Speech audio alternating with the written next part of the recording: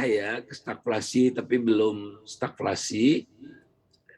Inflasinya juga akan ditekan, dan saya rasa pemerintah tidak akan mengizinkan Pertamina untuk menjual 14.500 sesuai dengan keekonomian ya, atau 13.500 gitu. Jadi untuk meredam kenaikan yang tajam. Jadi yang paling menderita adalah kira-kira separuh rakyat yang terbawah dilihat dari pendapatannya. Sedemikian ketat hidup mereka, mereka berani berjibaku untuk antri berjam-jam, ribuan orang, bahkan ada puluhan ribu orang di tempat yang sama, pada waktu yang sama, untuk sekedar memperoleh 1-2 liter minyak goreng. Nyata itu. Tidak ada di negara lain seperti itu. Karena apa? Karena harga minyak goreng naiknya melonjak begitu. Sehingga mereka cekak kan, tidak ada tabungan gitu. Jadi yang lain harus dikorbankan.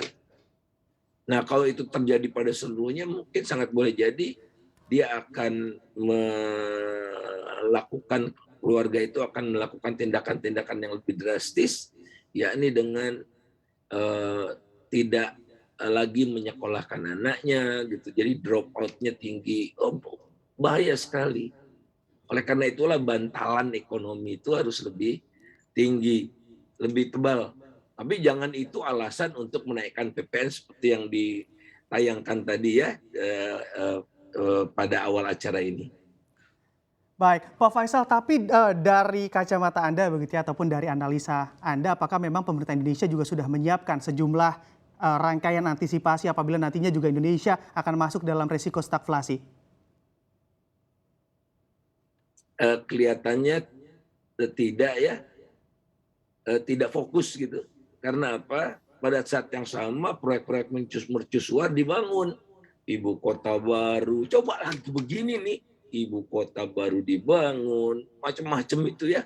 Yang kalau Anda lihat itu yang tidak fokus itu yang menyebabkan ya pada akhirnya nanti ongkosnya semakin mahal buat ekonomi, angka pengangguran meningkat, keresahan sosial menegang dan sebagainya dan sebagainya. Jadi mengelola ekonomi harus dengan kepala dingin, ya tidak bisa dengan jurus silat itu jurus mabok gitu, apa-apa dilakukan. Jadi tidak meredam keinginan. Harusnya kan keinginan diredam dulu, kita konsolidasi ya, menghimpun segala potensi yang ada secara optimal, sehingga rakyat kita yang paling bawah itu terlindungi. Kalau ini justru bantuan sosial kita kan sudah mulai diturunkan, tidak seperti sebesar tahun lalu. Jadi tolong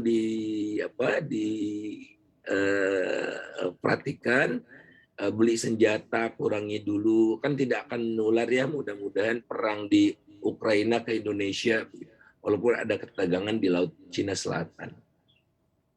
Baik, dan juga kalau kita melihat begitu ya, pemerintah pada sebelumnya sudah melakukan juga refocusing dari APBN. Apakah memang dengan adanya pos-pos yang mungkin dinilai kurang tepat harus diadakan lagi refocusing dari APBN kembali? Sudah pasti, tapi tidak mau mengorbankan yang tidak penting sekali seperti ibu kota ini. Ibu kota kan bisa ditunda, ya, atau bahkan bisa dibatalkan. Tapi ini justru dikebut gitu. Dan anggarannya kan makin ketat kan. Penerimaan negara juga bisa turun, tidak akan setinggi tahun lalu. Wah, ini sungguh bahaya sekali.